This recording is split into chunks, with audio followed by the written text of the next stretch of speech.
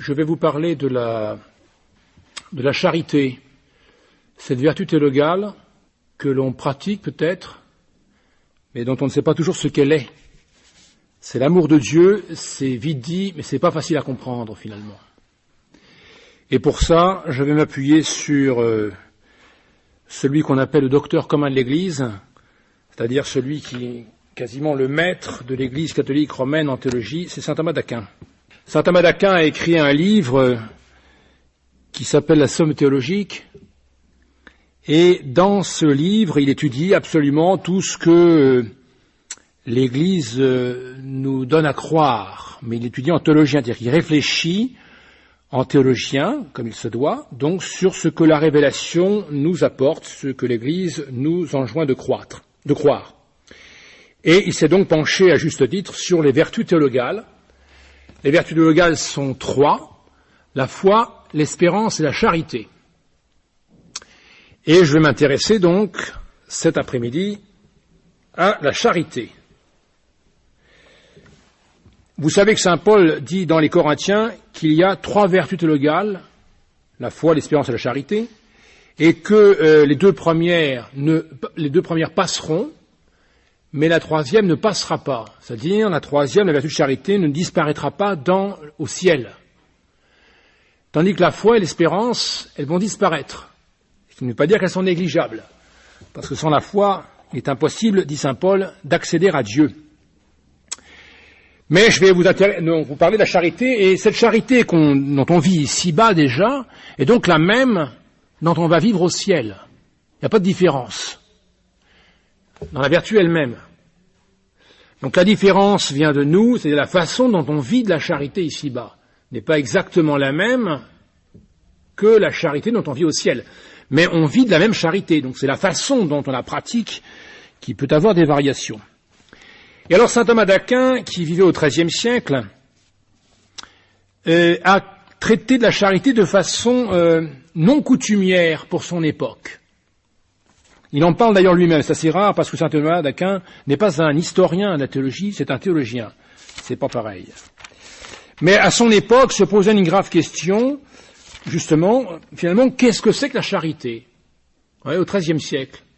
Aujourd'hui, on ne se pose même plus la question, mais autrefois on se la posait. Bon, on se la pose plus qu'elle est résolue. Et alors saint Thomas d'Aquin, fait un petit peu, avant d'avancer lui-même dans sa réflexion, dit un peu ce qu'il en était à son époque. Et il dit, et c'est fréquent chez nous, dans le milieu catholique que nous sommes, donc dans l'Église, qui réfléchit encore un peu, c'est fréquent de confondre la charité avec bien d'autres choses, aussi bizarre que ça puisse paraître. Saint Thomas d'Aquin dit par exemple qu'à son époque, un peu avant, disons, on confondait la charité avec le Saint-Esprit. Pour savoir, attention, c'est une réflexion de théologien, qu'est-ce que c'est vraiment que la charité? En quoi ça consiste? Donc c'est pas une idée lancée en l'air. Certains théologiens disaient, finalement, c'est la charité, qu'est-ce que c'est? C'est l'amour de Dieu. Et qu'est-ce que c'est finalement l'amour de Dieu? C'est la façon dont Dieu s'aime lui-même. Et qu'est-ce que c'est que cette façon dont Dieu s'aime lui-même? C'est la personne du Saint-Esprit. Donc la charité, c'est le Saint-Esprit. Raisonnement simple, qui est faux. Saint Thomas dit évidemment, la charité n'est pas le Saint-Esprit. Elle nous est communiquée par la Sainte Trinité, et en particulier, donc on approprie cette communication au Saint-Esprit, mais la charité n'est pas le Saint-Esprit. Alors et c'est là que saint Thomas est un petit peu, il est nouveau par rapport à ses prédécesseurs, et on fera pas beaucoup mieux après lui, en point de vue en tout cas. Il va introduire une notion particulière pour arriver à dire, c'est mon but, vous expliquer ce que dit saint Thomas, pour arriver à dire ce qu'est la charité. C'est-à-dire, encore une fois, nous réfléchissons à ce que c'est que la charité. On dit, j'aime mon prochain, j'aime Dieu par-dessus tout, on connaît l'acte de charité, on fait des actes de charité, on devrait en faire, mais la question, c'est pas de savoir si on fait des actes ou pas, la question, c'est de savoir, mais qu'est-ce que c'est que la charité, exactement? La foi, on sait plus ou moins, on sait que la foi, c'est une adhésion d'intelligence aux vérités que Dieu nous a révélées. L'intelligence, on a une volonté d'intelligence, notre âme s'épanouit dans ces deux facultés, intelligence et volonté, et par l'intelligence, donc cette faculté que nous avons, nous adhérons à la révélation de Dieu. Et nous adhérons parce que Dieu nous y aide, parce que nous seuls on n'y arriverait pas. L'espérance, c'est une vertu, c'est-à-dire une puissance de surcroît donnée à la volonté, puissance surnaturelle donnée par Dieu, surnaturelle, non pas la Trinité, à notre volonté. Dieu nous donne dans la volonté une capacité de tendre vers lui, d'espérer en sa possession. Et pour espérer en sa possession, car Dieu est infiniment grand, eh bien, il est nécessaire, ça fait partie de l'espérance, de s'appuyer sur son propre secours. Voilà ce que nous disons finalement dans les actes de foi, d'espérance. Alors voyons la charité, qu'est-ce que c'est? Saint Thomas d'Aquin va être nouveau parce que, peut-être vous savez, c'est une question historique, lorsque le théologien réfléchit, il use d'un savoir humain pour comprendre un peu mieux, ou moins mal, ce que Dieu révèle de lui-même. Car la Bible, qui est le trésor détenu par la seule Église catholique romaine, personne d'autre. Les protestants n'ont pas la Bible. Personne n'a la Bible, sauf peut-être les orthodoxes et encore, sauf l'Église catholique romaine. Pourquoi? Parce que la Bible, c'est Dieu révélé tel qu'il est, et pour le comprendre parfaitement, il n'y a que l'Église catholique. Tous les autres ont défailli. Soit ils n'admettent pas tel ou tel dogme, soit ils n'admettent pas tel ou tel sacrement, qui sont donc révélés. Et donc, tradition écrite ou orale, disons, en tout cas dans la Bible. Bon. Alors, pour le théologien, vous voyez, cherche à comprendre ce que Dieu révèle de lui-même. Et il le comprend dans la foi, fortifié par sa foi. Mais cette compréhension qu'a l'homme, qui est le théologien, de la révélation, n'exclut pas qu'il fasse œuvre d'intelligence, qu'il cherche à comprendre, comme n'importe quel enfant, cherche à comprendre les choses lorsqu'il commence à prendre contact avec le monde, et même avec le monde surnaturel. Un petit enfant, vous êtes mieux placé que moi pour le savoir, a très vite fait de poser des questions sur sa foi, sur ce à quoi il croit, à ses parents. Eh bien, c'est ce que fait saint Thomas, mais il n'est pas enfant. Alors l'instrument, et c'est là qu'il est nouveau, l'instrument dont saint Thomas d'Aquin s'est servi pour arriver à préciser ce que c'est que la charité, cet instrument, c'est un instrument philosophique, car c'est la philosophie qui est l'instrument, dans ce cas-là, de la théologie pour réfléchir. Eh bien, il s'est inspiré d'un grand philosophe qui s'appelle Aristote. Aristote, c'est un païen, un philosophe païen, qui était un excellent philosophe, quoique païen, ce qui est d'ailleurs peut-être étonnant, mais enfin c'est comme ça. Et saint Thomas d'Aquin a eu cette grâce providentielle de pouvoir accéder à ces écrits d'Aristote. Et non seulement il y a accédé, mais il les a compris. Et comme il a vu le bien fondé de ces écrits, il s'en est servi pour sa propre réflexion. Et voilà pourquoi il va apporter quelque chose de nouveau, c'est qu'avant lui, on ne se servait pas d'Aristote. Saint Augustin, qui est un grand docteur de l'Église, le grand docteur latin, dit dans ses confessions, que peut-être vous avez lues, je vous encourage à lire les confessions de saint Augustin, il y a 8 livres, en général on en connaît les 4 premiers, mais pas les 4 derniers. Il dit, j'ai lu Aristote, c'est rasoir, enfin il dit ça beaucoup mieux que moi, mais j'ai lu Aristote, c'est rasoir, et j'ai fermé le livre, puis c'est tout. Saint Thomas n'a pas dit ça, il s'en sert constamment, et dans sa somme théologique, il cite constamment Aristote.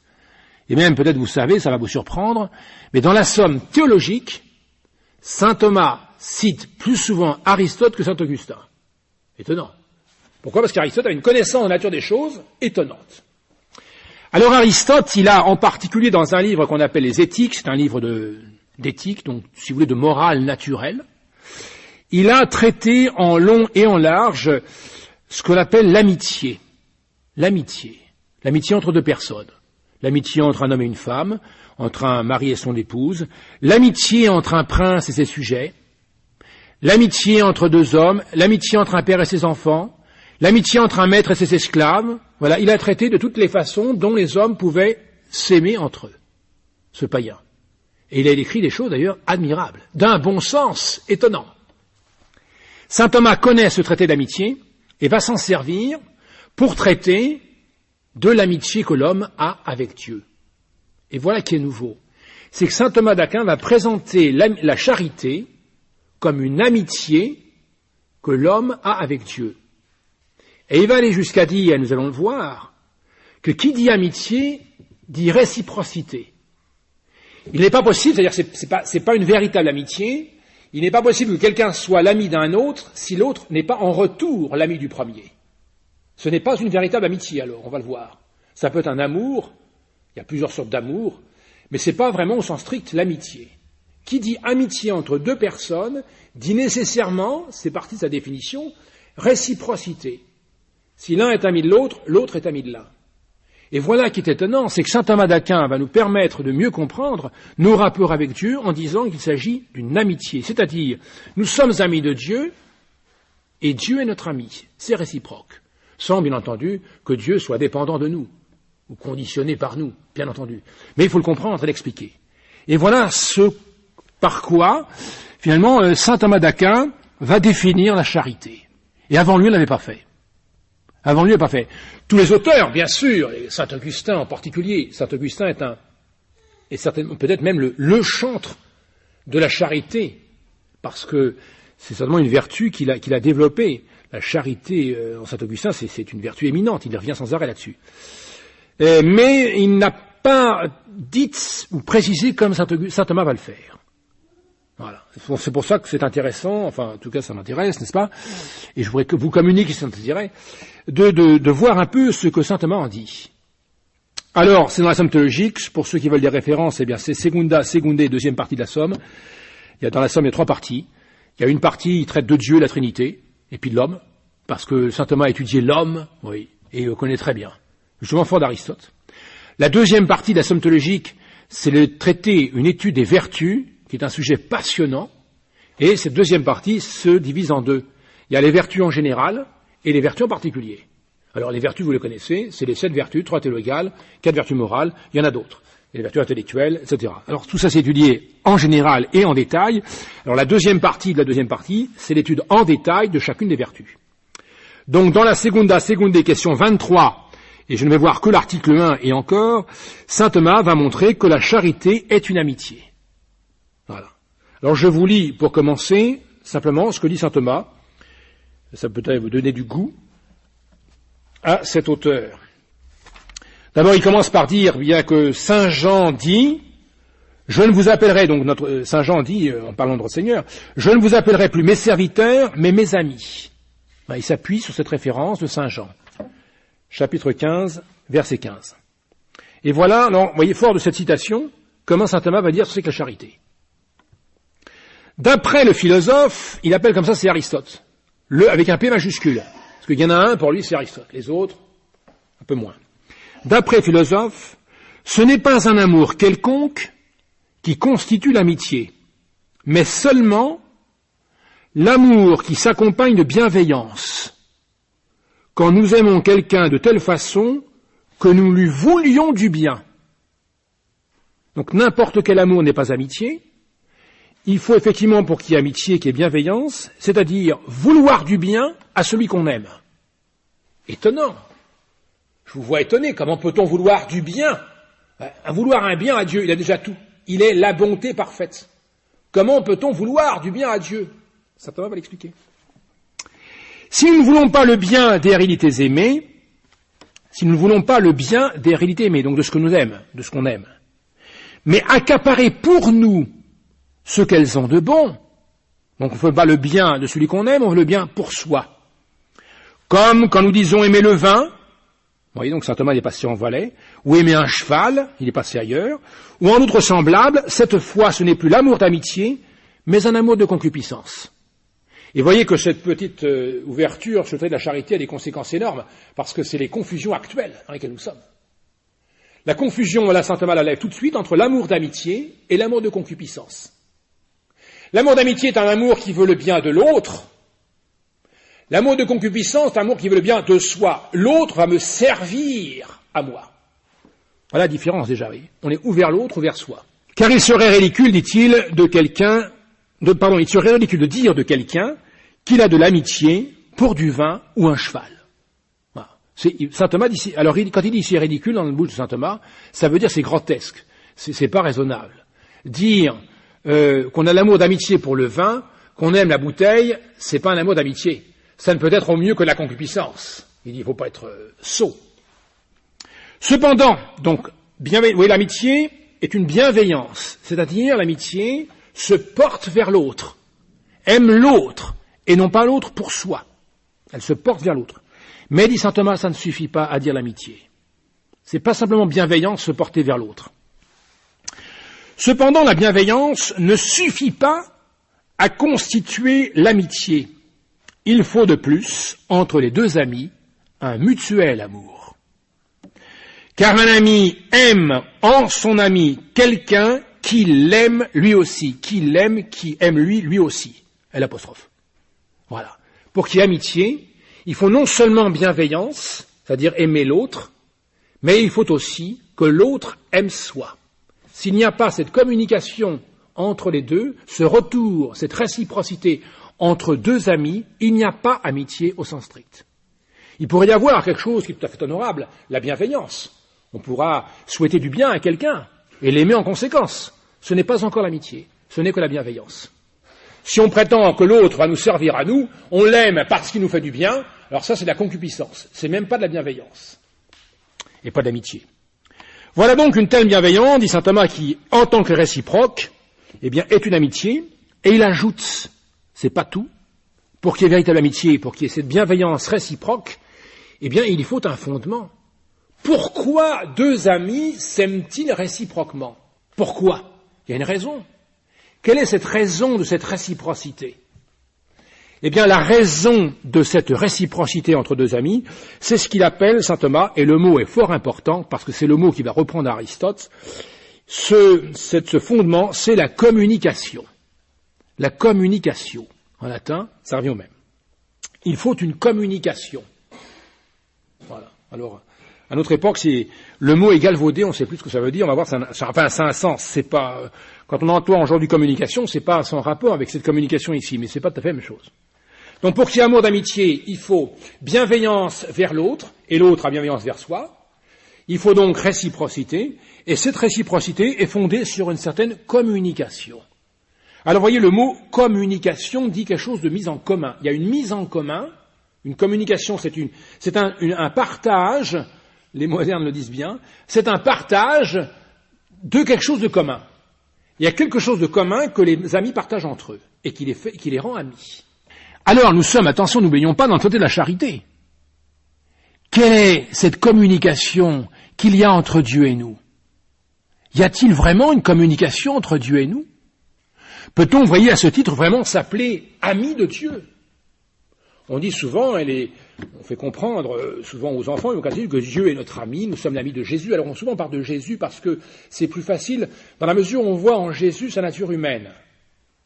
Mais Jésus n'est pas une personne humaine, Jésus est une personne divine.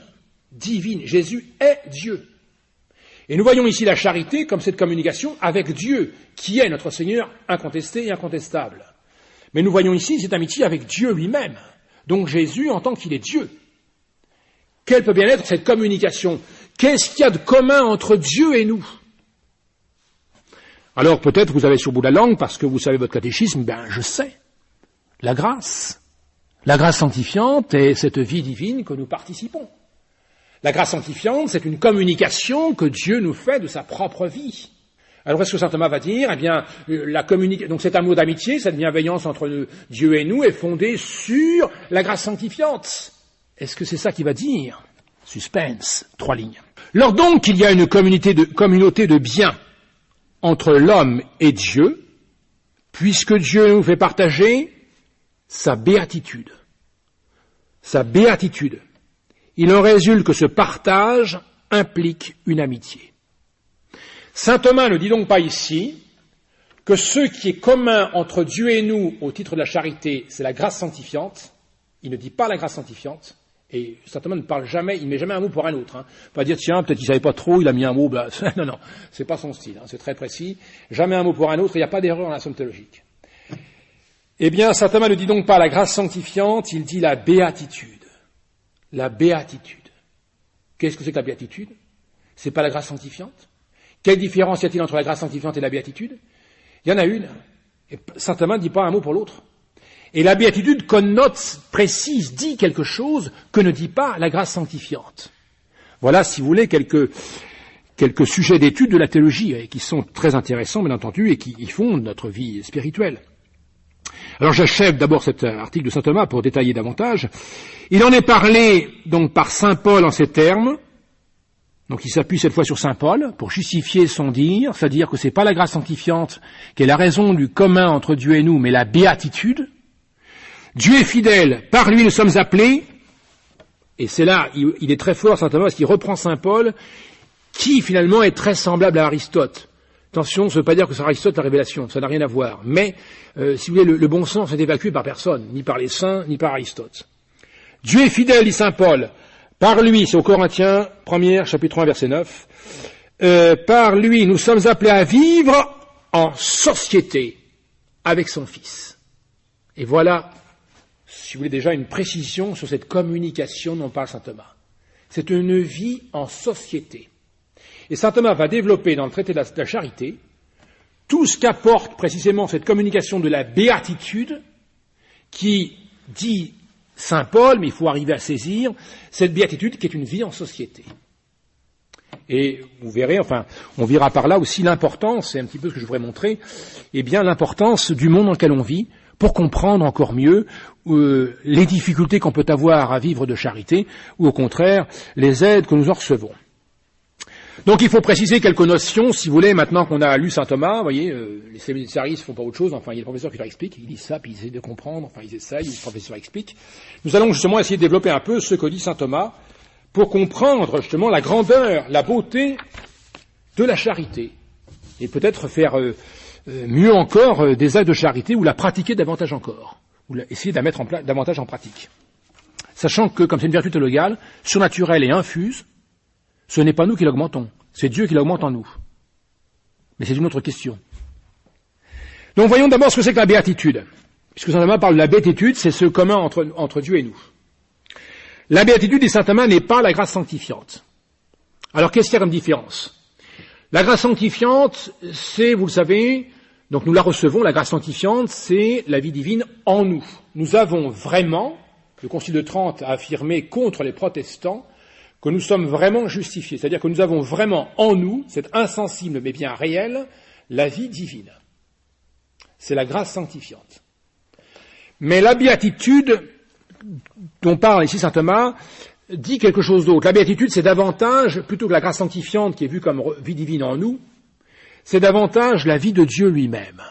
La vie de Dieu lui-même. C'est sûr que par la grâce, nous participons cette vie. La grâce sanctifiante est une participation de la vie de Dieu.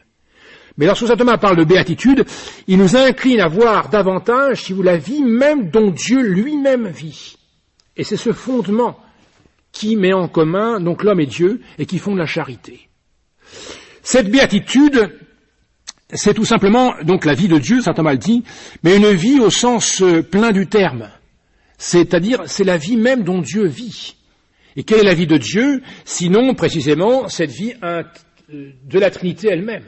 Le Père dit son Fils, et le Père et le Fils s'aiment dans le Saint-Esprit, ou par le Saint-Esprit. Telle est la vie de Dieu. Cette communication, justement, cette communication des trois personnes entre elles. Il y a communication. Alors, la communication des trois personnes entre elles n'est pas autre que Dieu. Dieu est cette communication des trois personnes entre elles. Dieu est à la fois la pensée du Père, qui est le Fils, et à la fois l'amour du Père et du Fils, qui est le Saint-Esprit. Parce qu'en Dieu, tout est simple, absolument. Mais voilà ce que dit davantage béatitude. La béatitude, vous voyez, dit davantage, ici dans cet article, tel que saint Thomas l'introduit, dit donc davantage la vie même de Dieu que notre élévation à la vie surnaturelle, ou la béatitude vue comme le bien dont on va jouir en l'éternité.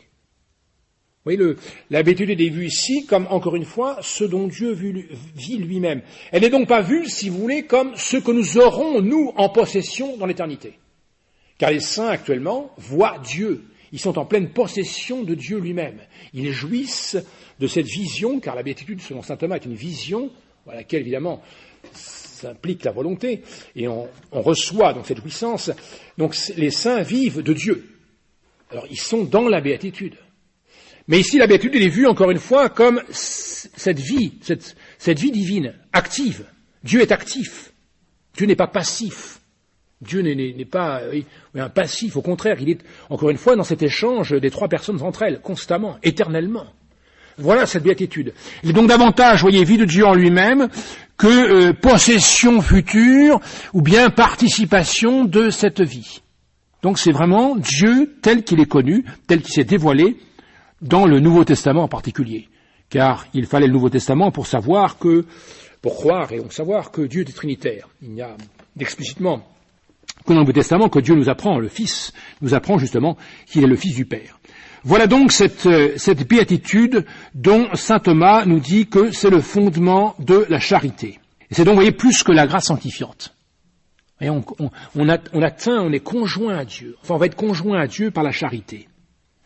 On va participer, justement, à cette vie trinitaire elle-même. Vie trinitaire. Donc c'est Dieu lui-même, le bien divin, pleinement possédé par Dieu, en vision et en amour de lui-même, dans la Trinité de ses personnes. C'est le mystère de la Trinité. Alors ensuite, dit saint Thomas, eh bien, cette béatitude fonde cette communication, et le terme est technique, cette communication entre Dieu et nous. On communique. Alors le mot, les moyens de communication dont on parle aujourd'hui, ces moyens de communication, c'est un mot qui ressemble effectivement, qui peut nous introduire à ce que c'est que la communication de nous avec Dieu. Cette communication, elle est fondée dans l'Écriture, dans bien des endroits, le Nouveau Testament surtout, parle de cette communication à la béatitude divine, en tant qu'elle fonde une amitié. Alors saint Thomas, fort justement du traité d'Aristote, a bien vu que l'amitié entre deux personnes pouvait être variable en raison des personnes. Ainsi, par exemple, un mariage épanoui, c'est un mariage précisément dont les époux deviennent, non seulement ils sont époux, mais de véritables amis, c'est-à-dire il y a communication réciproque dans le mariage. Et qu'échange-t-il ? Quelle est finalement cette communication qui fonde finalement la vie des époux ? Eh bien, vous le savez mieux que moi, cette communication qui fonde la vie des époux, c'est tout simplement la famille. C'est ça, c'est la famille. Et qu'est-ce que c'est qu'une famille ? Eh bien, c'est précisément mettre tout en commun pour le bien même de cette famille, qui est d'abord les enfants, leur éducation, leur perfection, et la perfection des enfants, c'est aussi la perfection des parents, car ils se perfectionnent à perfectionner leurs enfants. Et ça, c'est la vie de famille. La vie de famille. Donc, par exemple, eh bien, la vie de famille réalise, selon son mode, selon sa façon propre, une certaine amitié. Il y a une amitié familiale, une amitié conjugale. Cette amitié conjugale, cette amitié familiale, n'est pas la même que d'autres amitiés. Prenons par exemple une amitié plus grande, plus vaste, moins connue aujourd'hui, qui est à disparaître, c'est ce qu'on appelait autrefois, à l'époque d'Aristote chez les Grecs, un petit peu encore chez vous, dans les communes, mais ça disparaît, ce qu'on appelait l'amitié politique. C'est-à-dire ces relations réciproques que tous les membres d'une commune, disons, avaient entre eux. Tous les membres d'une même commune avaient autrefois, maintenant ça diminue, mais avaient autrefois entre eux une certaine amitié. C'est pas la même amitié que la famille, c'est évident. Pourquoi c'est pas la même ? Eh bien parce que la raison d'association des membres d'une même famille n'avait pas en vue le même but, le même bien commun à promouvoir.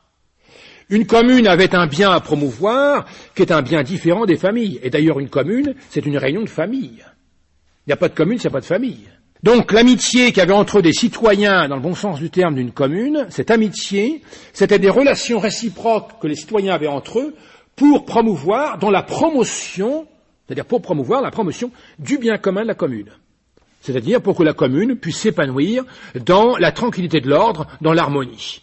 Mettre tout en valeur et tout en œuvre pour que tous les membres de cette commune vivent dans la paix, la tranquillité de l'ordre. Voilà. Ça, c'était autrefois, une nous tempéré, ce qu'on pouvait encore voir, et on le voit encore un peu dans le Valais, c'est vrai, c'était du bon sens. Un bon sens élaboré, mais enfin du bon sens. Bon, ça disparaît. Et à ce titre, voyez, on peut parler d'amitié. Il y a une amitié, ce qu'on appelle l'amitié politique. Alors, elle est vraie au nom de la commune, mais elle est encore vraie aussi au niveau de plusieurs communes, d'un canton. Il y a une amitié cantonale. Bon, si on disait aujourd'hui, tout le monde vous rit au nez. C'est vrai. Il n'y a plus beaucoup d'amitié. Pourquoi ? Parce que les cantons, commencent à vivre un peu différemment, mais si vous voulez, toutes les communes se réunissaient elles-mêmes pour constituer un canton. Et cette constitution, c'était précisément pour promouvoir de façon plus parfaite encore le bien-être de tous ceux qui étaient participants de ce canton.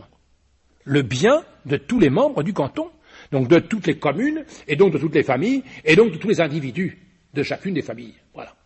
Donc il y avait un bien commun, cantonal, à promouvoir, et puis on pourrait aller encore plus loin. Parce que le terme ultime, bien, c'est non seulement le canton, mais ça peut être une cité dans un pays, ce qu'on appelle un pays, la Suisse. Donc les cantons se réunissent ensuite pour justement promouvoir, un bien commun, disons national, ou bien plus large. à chaque fois, dans la mesure où il y a lien réciproque entre tous les membres, fondé précisément sur ce bien commun à promouvoir, il y a ce qu'Aristote appelait, ce que saint Thomas reprend, amitié. Amitié. Vous voyez qu'en étant de l'ordre, on n'est plus vraiment dans l'ordre sensible. On n'est plus vraiment, ça n'exclut pas l'ordre sensible. On est des hommes et on le reste. Mais cette amitié, elle est davantage fondée, vous voyez, sur l'intelligence, la volonté, que sur la sensibilité. Voilà. Et il fallait savoir, d'ailleurs, passer sur quelques mouvements sensibles, désagréments ou agréments, pour continuer à vouloir promouvoir un bien commun. Alors qu'aujourd'hui, on fait l'inverse. C'est le sensible qui domine au détriment de la volonté. Et donc, ces différentes communications entre les différents êtres fondaient différentes amitiés. Différentes amitiés. Et voilà ce qu'il faut arriver à saisir, c'est que l'amitié n'est pas quelque chose qui est égal en tous et de la même façon. Ça, c'est faux. Ça, c'est faux. C'est manifestement faux. L'amitié est variable. Elle est variable, diversifiée, en raison de chacun de sa situation. Alors saint Thomas, fort d'Aristote qui avait mis en place, parce que c'est ce qu'il explique dans les Éthiques, eh bien saint Thomas va montrer qu'il en est ainsi, et que l'Écriture en parle comme ça. Le Nouveau Testament parle de ces amitiés différentes. Par exemple, l'Église, dans le Nouveau Testament, eh bien l'Église, ou notre Seigneur, par rapport à l'âme humaine, est présentée sous des aspects différents.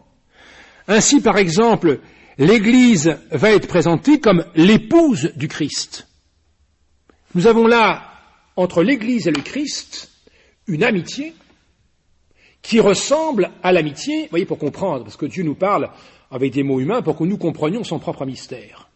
Eh bien, Dieu nous parle avec des mots ici pour comprendre finalement l'union de l'Église avec le Christ, et vous savez ça, en termes d'amitié conjugale. En termes d'amitié conjugale, il y a cette communication entre l'Église et le Christ, promouvoir le bien commun, alors le bien spirituel des âmes qui sont âmes de l'Église. Donc vous avez un exemple ici, dans le Nouveau Testament, d'amitié conjugale. Vous avez dans le Nouveau Testament des exemples très nombreux d'amitié familiale. Donc non seulement c'est les conjugales entre l'épouse et l'époux, c'est l'Église et le Christ, mais vous avez donc l'épouse et le Christ, c'est donc vous avez ça dans les Éphésiens. Dans les Éphésiens, c'est l'épître qu'on lit le jour du mariage. On dit le sacrement du mariage, justement, est un signe de l'union du Christ et de l'époux, du Christ et de l'Église. Voilà. Donc c'est vraiment là, et vous voyez que l'Église catholique, là, justement, est dépositaire de la Bible, elle explique ce que ça veut dire.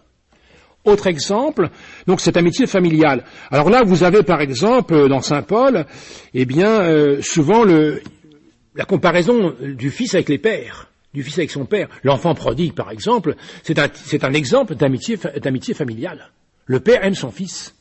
Quelles que soient les défaillances, les déviances du fils, il n'en reste pas moins un fils.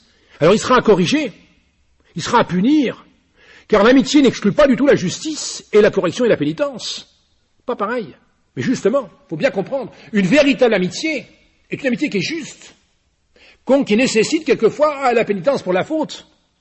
Vouloir du bien à l'autre, ça veut dire attention, ceci est mal. Alors il faut faire comprendre à l'autre, à l'enfant que c'est mal. Alors il y a différents moyens. Et ça dépend des enfants et des parents. Donc il y a des exemples au Nouveau Testament d'amitié familiale. Autre exemple. Oui. Notre Seigneur nous a montré que entre donc nous et le Christ, il y a, comme entre l'Église et le Christ, amitié conjugale, au sens spirituel.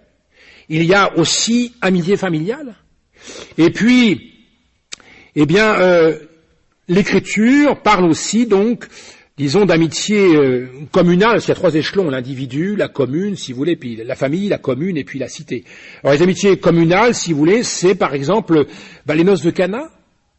Les noces de Cana, alors on lit l'Évangile, parce on a raison, et on lit les noces, et on ne voit jamais que, peut-être de façon restreinte, le miracle, qui est assurément grand, puisqu'il montre, et c'est le premier, dit saint Jean, la divinité de Jésus-Christ, mais c'est un repas de noces, et il y avait du monde, la preuve, il a fallu remplir des jarres et des jarres de vin, et ça faisait des litres énormes, ça fait des quantités de litres de vin. Bon, alors il reste à savoir combien il y a de personnes. Eh bien, les noces manifestent là une certaine amitié, vous voyez, qui dépasse la famille. Il y avait beaucoup de monde, la preuve d'ailleurs, c'est que notre Seigneur a déjà invité les apôtres, ce ne sont pas de la famille. Donc on a une amitié familiale, un exemple dans l'Évangile. Donc on a dans l'Évangile, vous voyez, ces trois exemples d'amitié, c'est-à-dire de réciprocité, de communauté entre les hommes. Familiale, conjugale, familiale ou bien politique. Eh bien, ces triples exemples sont pour nous manifester cette triple amitié qu'on peut avoir avec le Christ. Nos relations avec le Christ ne sont pas simples, unifiées, mises en mathématiques. C'est d'une richesse extraordinaire. Et la charité englobe tout ça. Nos rapports avec le Christ, d'ailleurs, en raison de notre progression dans la vie spirituelle, vont varier. Nous allons nous rapprocher du Christ. Il n'y a qu'à lire Saint Jean de la Croix et Sainte Thérèse d'Avila, où ils montreront ce qu'effectivement l'âme arrivée au sommet de la vie mystique, l'âme épouse du Christ et ils en vivent. Là, on a une amitié conjugale, si on veut, sans aucun excès, entre l'âme et le Christ. Et c'est décrit par les mystiques. Bon, vous avez des exemples, vous voyez, de communication. Là, c'est pour parler de la communication. Des exemples de communication de façon surnaturelle, qui sont analogiques avec la communication dans l'ordre naturel. À chaque fois, ce qui est important, c'est de voir que cette communication, la famille, la commune, la cité, cette communication, qu'est-ce que c'est? Ce n'est pas quelque chose de passif. C'est pas passif. C'est actif. La communication a un sens actif. La communication, c'est une vie, c'est une participation, c'est une promotion, chacun pour sa part, d'un bien commun. Chaque enfant contribue ou devrait contribuer en tant qu'enfant au bien commun de la famille. Il y a chacun sa place. Chacun sa place. Les parents y contribuent bien sûr davantage. Le père de famille contribue pour sa part de façon active bien davantage que tous les autres au bien commun de la famille. Le chef d'une commune, le président d'une commune, participe pour sa part de façon bien plus importante que les autres, de façon active à la promotion du bien commun de la commune. Et le chef d'État aussi. Et donc, la communication n'est pas passive, elle est active. On a donc, vous voyez, finalement, chacun pour sa part a à promouvoir ce bien qu'on appelle commun, c'est-à-dire ce bien qui va repaître chacun des membres de ce bien, de cette cité, de cette famille, ou de cette cité. Voilà, vous voyez, pourquoi il s'agit de communication, dit saint Thomas, de la béatitude, et non pas de la grâce, qui à la limite la grâce peut être plus passive qu'active. Vous voyez, on est gratifié par la vie divine, mais on doit ensuite la faire à vivre par les vertus. Donc la béatitude connote justement cette vie dans l'ordre surnaturel, comme elle le connote dans l'ordre naturel. Nous avons donc à vivre, vous voyez, à communiquer avec le bon Dieu, c'est-à-dire à ne pas rester passif, mais à, pour notre part, participer finalement à ce bien commun surnaturel auquel le bon Dieu nous a fait participer par sa grâce sanctifiante. Voilà donc ce que c'est, si vous voulez, que la communication et la béatitude. Alors, précisons maintenant, le troisième aspect, c'est le fait que cette communication de la béatitude, pour être une amitié, nécessite réciprocité. Réciprocité. S'il n'y a pas réciprocité, il peut y avoir amour, mais il n'y aura pas amitié. Il manquera quelque chose dans cette communication de la béatitude. Alors il faut revenir un peu, mais rapidement, sur les trois façons que saint Thomas nous a données ici d'aimer. Il y a trois façons d'aimer, il a dit. Pourquoi? Parce que qui dit amour dit bien. Qui dit amour dit bien. Le bien, qu'est-ce que c'est que l'amour? C'est en fait une inclination de la volonté à un bien. Aimer, c'est être incliné à un bien. Les biens sont multiples. Il y a les biens d'en face, terrain de foot. Il y a le bien surnaturel ici, et puis il y a bien d'autres biens. On pourrait donc, c'est pour ça que je pensais que la conférence sur le terrain de foot, parce qu'on aurait eu des exemples plus concrets peut-être pour saisir les différences de biens. Les biens sont multiples. Et saint Thomas nous les rappelle. Comme les biens sont multiples, les amours sont multiples. Il y a trois biens, en fait, on peut récapituler les biens sous trois chefs. Et donc il y a trois amours distincts. Le premier bien, dans l'ordre d'imparfait à parfait. Donc le bien le moins parfait, mais c'est un bien. Un bien, mais le moins parfait des biens, c'est ce qu'on appelle le bien utile. Le bien utile. Qu'est-ce que c'est qu'un bien utile? Eh bien, c'est le cas de le dire, c'est un bien qui va nous servir, comme son nom l'indique, l'utile, utile pour quelque chose d'autre. Donc vous voyez, c'est jamais, un bien utile ne finalise pas, il n'achève pas un désir. C'est un moyen finalement pour un autre bien. Donc il n'achève pas un désir. C'est un bien utile. Ce bien utile, il relève d'amour qu'on appelle amour de concupiscence. De concupiscence. C'est un bien qui va passer, c'est un bien qui va réjouir la concupiscence, quelle qu'elle soit, mais ça n'ira pas plus loin. Voilà. Je me fais plaisir. C'est un bien qui fait plaisir. C'est un bien donc davantage, si vous voulez, sensible que intellectuel ou rationnel. Alors, voilà le premier des biens. Ce bien, voyez, ce bien utile, c'est un bien vers lequel on se porte pour se l'approprier, mais on ne veut en aucun cas le bien de ce bien utile. La perfection de ce bien utile, on le prend tel qu'il est. Une glace pour un enfant quand il fait chaud, c'est un bien utile. Elle est bien pour lui. Quand il n'y a plus de glace, il n'y a plus de glace. Il ne veut pas le bien de la glace, parce que s'il voulait le bien de la glace, il la mettrait au réfrigérateur. Et il ne mangerait pas la glace. Donc le bien utile, c'est un bien dont on se sert, et puis c'est tout. Donc c'est un bien pour soi. C'est un bien pour soi.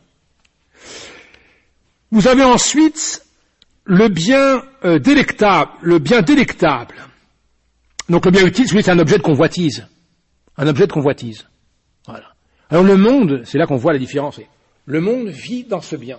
Le bien aujourd'hui, c'est l'utile. Je dis toujours aux séminaristes, j'enseigne plusieurs cours au séminaire, et il y a un cours qui s'appelle la métaphysique. Alors, c'est de la philosophie. On commence comme ça. Donc, c'est le premier cours, je leur dis, pour les mettre en, les encourager. Voilà, on va faire la métaphysique. Alors, souvent, ils n'en ont pas fait. Même si on fait de la philosophie, ils n'ont pas, en général, pas fait de métaphysique. Et la première question qui vient, parce que je leur dis, vous allez voir, on va vous poser, quand vous allez sortir, on va vous dire, alors, qu'est-ce que vous faites au séminaire? Vous direz, je fais de la métaphysique. Et la question immédiate, c'est, à quoi ça sert? Et vous répondrez, à rien du tout. Alors, on regarde, alors, pourquoi vous faites ça? Parce que, justement, c'est un bien délectable. C'est pas un bien, ça sert à rien, la métaphysique. Oui. Donc, il y a des biens qui servent à rien, qui sont pas objets de convoitise, pas du tout, mais qui sont pourtant des biens. Donc, le bien utile est un bien simplement de convoitise. Il y a ensuite le bien délectable. Alors, le bien délectable, c'est un bien dont, justement, on va se délecter. On va se délecter. Un bien utile n'est pas forcément délectable. C'est un bien dont on va se délecter. Mais vous voyez, c'est encore un bien, finalement, qui va rendre, enfin, pour le bénéficiaire. Il est davantage, vous voyez, pour soi que pour l'autre, le bien délectable. L'ami, là-bas, si l'ami est délectable, il est aimé pour soi et non pas pour l'autre. Les déviations aujourd'hui du mariage, c'est-à-dire les pseudo-mariages, eh bien, relèvent de ce bien-là. Ce ne sont pas des mariages. Il n'y a pas, justement, quand il n'y a pas mariage d'ailleurs, ils ne peuvent pas fonder, vous voyez, ces unions qu'on appelle libres, tout ce que vous voudrez, ces unions ne peuvent pas, au sens strict, fonder une véritable amitié. C'est impossible. Ils sont fondés sur, justement, le bien délectable. Alors l'autre est aimé pour soi. Ça peut être réciproque. C'est ce qui se passe dans les concubinages, si vous voulez, c'est deux s'aiment pour eux. C'est une certaine forme d'égoïsme, mais il y a un certain amour, c'est vrai, mais vous voyez qu'il est différent. Parce qu'il n'est pas fondé, justement, pour le bien de l'autre, mais pour soi. Seulement avec quelque chose de plus que l'utile. Il y a une certaine délectation qui peut d'ailleurs être plus que sensible ou sensuelle. Elle peut aller être jusqu'à l'intelligence ou la volonté. On peut pouvoir se repaître intellectuellement d'un bien. Il sera délectable, il ne sera pas pour autant. Donc le dernier qu'on va voir. Donc il y a toujours dans le bien utile et dans le bien délectable un retour sur soi, un retour sur le moi. Un retour sur le moi. Et donc ces deux biens connotent, disons, la plupart du temps de l'égoïsme. La plupart du temps, de l'égoïsme. Parce qu'ils n'ont pas en vue ces biens, l'amour, enfin le bien de l'autre. Il y a toujours retour sur soi. Donc ils ne réalisent imparfaitement, car il y a un certain amour, c'est vrai, mais pas parfaitement la notion donc d'amour et donc d'amitié. L'amitié véritable, elle ne peut être fondée, elle connote, elle dit, le troisième type d'amour, donc un troisième type de bien, c'est l'amour du bien qu'on appelle honnête. Il n'y a que trois biens, l'utile, le délectable et l'honnête. Donc, n'importe quel autre bien vous trouverez, il sera forcément l'un des trois. Alors, qu'est-ce que c'est que le bien honnête? On l'appelle comme ça, précisément parce que c'est un bien qui est bien en lui-même. Et c'est un bien qu'on veut pour lui-même. Le bien honnête, et son nom dit bien. Un bien honnête. Les relations honnêtes disent bien ce que ça veut dire. Ce bien honnête, donc on le veut finalement pour soi, pour le bien lui-même. Donc un ami, si vous voulez, sera un bien honnête, eh bien il sera aimé pour ce qu'il est, pour lui-même. On voudra le bien de l'ami. Aimer un ami, aimer un autre d'amitié, donc c'est-à-dire comme bien honnête, c'est vouloir son bien.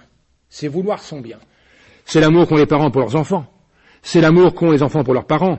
Même si, et Aristote est très clair, il dit attention, même si effectivement il y a réciprocité par l'amour dans la famille, selon le bien honnête, il n'est pas égal. Les parents n'aiment pas leurs enfants comme les enfants aiment leurs parents. Ça veut dire que le degré où l'amitié n'est même pas la même, quoi qu'elle soit réciproque. La réciprocité ne dit pas égalité. Rien n'est mathématique dans ce domaine. Rien. Et Aristote, il a constaté, parce que tout ce qu'il dit, il a constaté. À l'époque, chez les Grecs. Aujourd'hui, c'est plus difficile. Mais il y a encore quelques années, on pouvait constater que les parents, dit Aristote, c'est vrai, aiment beaucoup plus leurs enfants, que les enfants n'aiment leurs parents. C'est comme ça dans la nature. Bon. Ça n'empêche pas qu'ils aiment leurs parents, mais pas de la même façon. Et nous le savons bien nous-mêmes qui avons des parents ou des enfants. Donc le bien honnête, c'est un bien qui est voulu pour lui-même. L'affection, alors, est portée à l'ami par, justement, bienveillance. Bienveillance. Vous voyez, on est bienveillant à l'égard de l'autre. Être bienveillant, c'est justement dire vouloir l'autre, vouloir le bien de l'autre. Mais ça ne suffit pas. La bienveillance ne suffit pas. La bienveillance ne dit pas complètement l'amitié. Mais il n'y a pas d'amitié sans bienveillance. Mais la bienveillance peut n'être pas amitié, mais par contre, toute amitié est bienveillante. Alors pourquoi la bienveillance n'est pas forcément amitié? Saint Thomas l'a dit. Parce que la bienveillance, c'est aimer un autre, c'est tout. Mais est-ce que l'autre m'aime moi? Est-ce qu'il m'aime? Eh bien, c'est pas sûr. Alors là, il n'y aura pas réciprocité. Donc il y aura bienveillance dans un sens, et ça sera bien, mais il n'y a pas réciprocité, donc il n'y a pas amitié. Vous voyez? Donc c'est pour ça que l'amitié n'est pas nécessairement... L'amitié est bienveillance, mais la bienveillance n'est pas forcément amitié. Donc, l'affection est portée à l'ami en pure bienveillance. Ce qu'on veut alors, pour l'ami qu'on aime comme bien honnête, ce qu'on veut, c'est qu'il soit, lui, bon. Voilà, on veut que l'ami qu'on aime soit bon. Soit bon. Bon en lui-même, parfaitement bon, autant que c'est possible. Alors, qu'est-ce que c'est qu'aimer un homme, donc un autre, un homme ou une femme, bien sûr. Qu'est-ce que c'est qu'aimer un homme d'amour, d'amitié et de bienveillance? En quoi ça consiste, finalement? Dire je vous aime et puis c'est tout? Pas du tout. Bon, on peut le dire, mais c'est pas l'essentiel. C'est une manifestation de la vérité. Et qu'est-ce que ça veut dire aimer l'autre? Aimer un homme d'amour, de bienveillance ou d'amour, d'amitié même? Eh bien, ça veut dire vouloir qu'il soit vertueux. Vertueux. Qu'il ait toutes les vertus et accompli. Voilà ce que c'est que l'amitié. Vouloir que l'autre soit vertueux.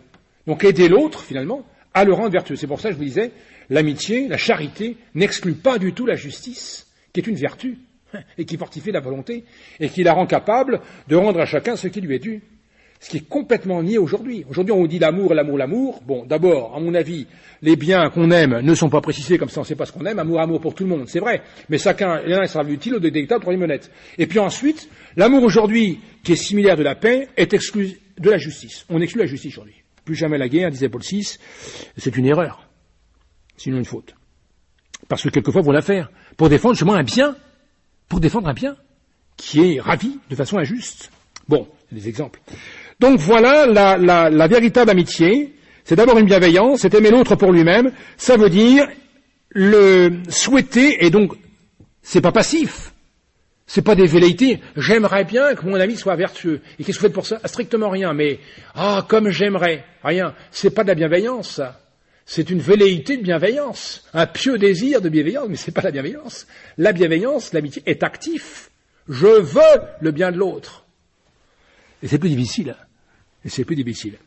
Donc voilà ce que c'est que cet amour de bienveillance. Et alors, si cette bienveillance est réciproque, l'autre que j'aime par amour de bienveillance, pour lequel finalement j'entreprends des activités pour qu'il soit bon, si l'autre en fait autant vis-à-vis de nous-mêmes, alors il y a effectivement communication, vous voyez, communication dans un souci mutuel actif de vertu, il y a véritablement amitié.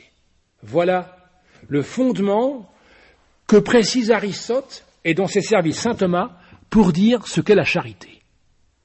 On dit, mais alors, c'est invraisemblable. Qu'est-ce qu'on peut bien vouloir à Dieu? Qu'est-ce qu'on peut bien vouloir activement à Dieu puisqu'il est déjà tout? Il est déjà tout. Comment alors maintenant comprendre, vous voyez, cette réciprocité de bienveillance, donc cet amour d'amitié, bien honnête, vis-à-vis de Dieu? Eh bien, saint Thomas le dit, et saint Paul et saint Jean et tout dans le Nouveau Testament, nous sommes véritablement amis de Dieu. Donc il faut comprendre comment cette amitié se réalise, cette communication, vous voyez, de bienveillance réciproque se réalise vis-à-vis de Dieu. À la limite, nous ne doutons pas, c'est très facile, nous ne doutons pas que Dieu soit bienveillant à notre égard. Car nous savons, c'est ça l'amour de Dieu pour nous, qu'est-ce que Dieu veut de nous? Il veut faire de nous des saints, donc des parfaits dans la vertu. C'est évident, évident. C'est-à-dire, voilà ce que veut Dieu. Que Dieu nous aime, c'est ainsi. Il nous veut des saints. Et la sainteté, c'est une perfection dans la vertu. Sont saints ceux qui sont vertueux, ceux qui y vivent, donc qui pratiquent la vertu. Et pour être saint, il faut la pratiquer même de façon éminente, ce qu'on appelle héroïque. C'est pour ça que, autrefois, avant les nouveaux procès maintenant, mais autrefois, dans les procès de canonisation, il y avait l'examen, on examinait s'ils avaient pratiqué les vertus de façon héroïque. Car l'héroïsme était une preuve, justement, un signe d'éminence dans la vertu et donc de sainteté. L'éminence dans la vertu, l'héroïcité manifestait justement la sainteté. Voilà pourquoi autrefois on examinait l'héroïcité qu'on disait des vertus. Aujourd'hui ça ne s'examine plus. On n'examine plus l'héroïcité des vertus, mais les vertus tout court et encore. Bon, enfin c'est encore une autre question, mais vous voyez qu'on touche à tout. C'est normal, la charité permet de toucher à tout. Alors comment est-ce qu'on peut aimer Dieu d'amour de charité? Effectivement, il va falloir comprendre, et c'est pas mathématique, il va falloir, adapter ou comprendre par similitude comment nous sommes liés à Dieu par amour de bienveillance réciproque. Car Dieu est tout. Et Dieu est la béatitude. Il est sa béatitude à lui. Il est Dieu, il vit de lui-même. Il est la béatitude. Il est donc tout lui-même. C'est lui la béatitude. Il est donc le bien par excellence. La béatitude, dans ce sens-là, c'est le bien par excellence. Donc il est le bien par excellence. Le bien honnête, évidemment, mais au-delà même. Il est, voyez, le bien par excellence. Et ce bien par excellence, ce bien nous attire à lui.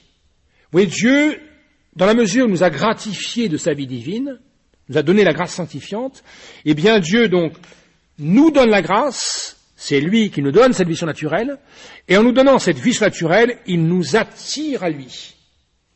Il nous embrase, comme on dit, la charité, comme un feu, et le feu monte, donc il nous attire à lui. Ainsi, donc, nous sommes attirés à Dieu, qui est le bien. Par la charité, nous allons retrouver, dans ce qu'on a vu, cette participation qu'on appelle communication à un bien commun. Bien commun à la cité, bien commun de la famille, on a vu tout ça. Justement, Dieu, par la charité, va nous attirer, parce que c'est lui qui fait tout, mais on va vivre à ce bien commun. Quel est ce bien commun? C'est la béatitude. Comment alors donc Dieu va nous attirer finalement en lui? Il va nous faire entrer par la charité, et c'est pour ça que l'on parle de béatitude, il va nous faire entrer dans entrer dans cette société,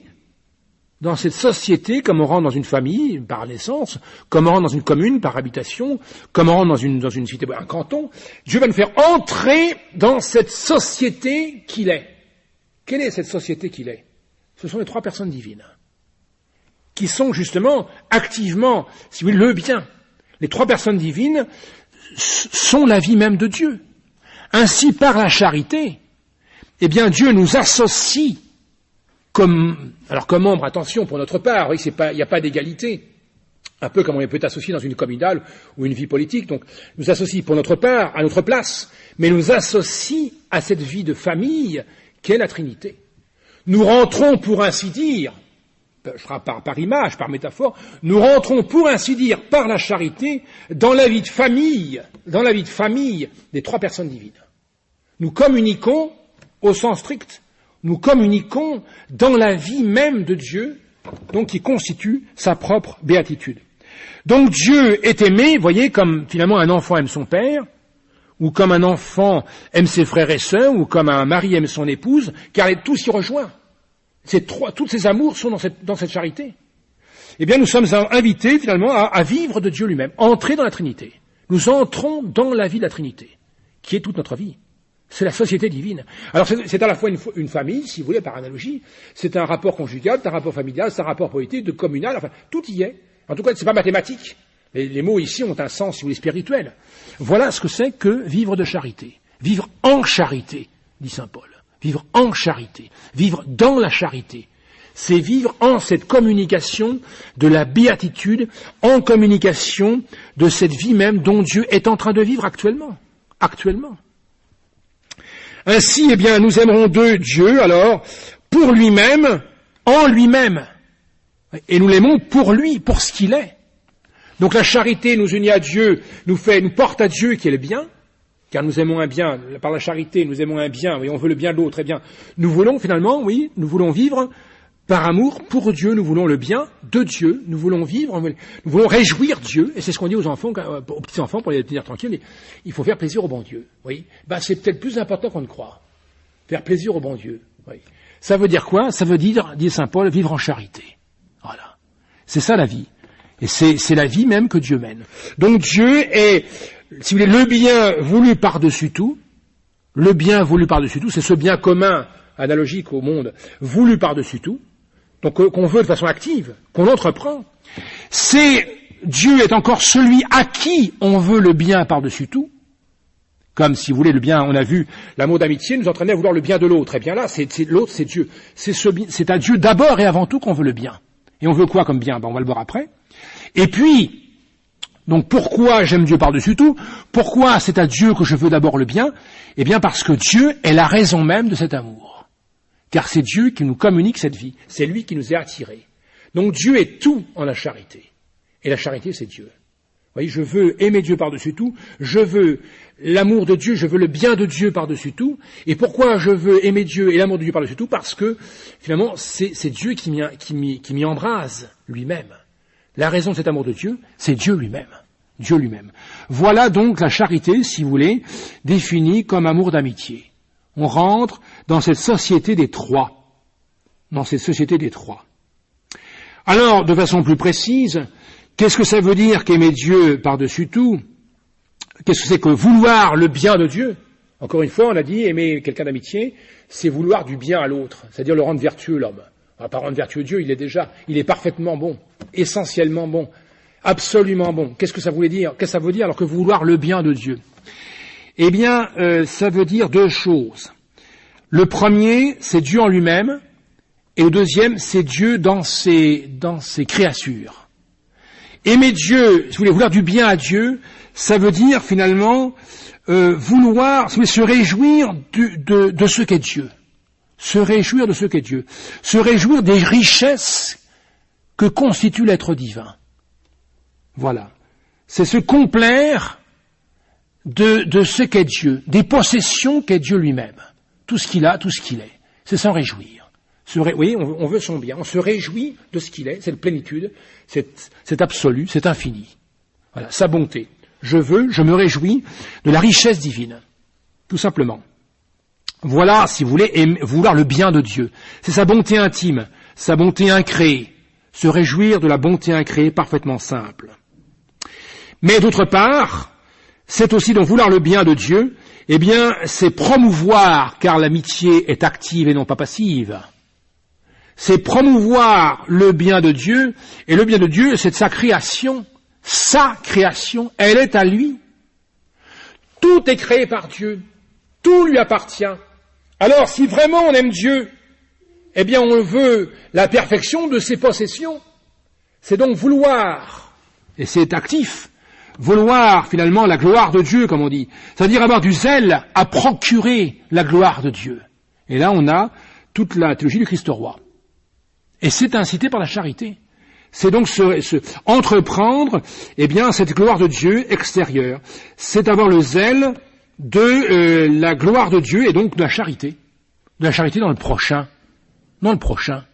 Donc la charité dans le prochain, elle est, vous voyez, elle est conjointe à la charité pour Dieu. Aimer Dieu, c'est aimer son prochain, parce que aimer Dieu, c'est vouloir son bien extérieur, donc le bien de toutes ces créatures, et surtout, bien sûr, le bien des hommes, qui sont créés davantage que les biens des bœufs ou des cailloux.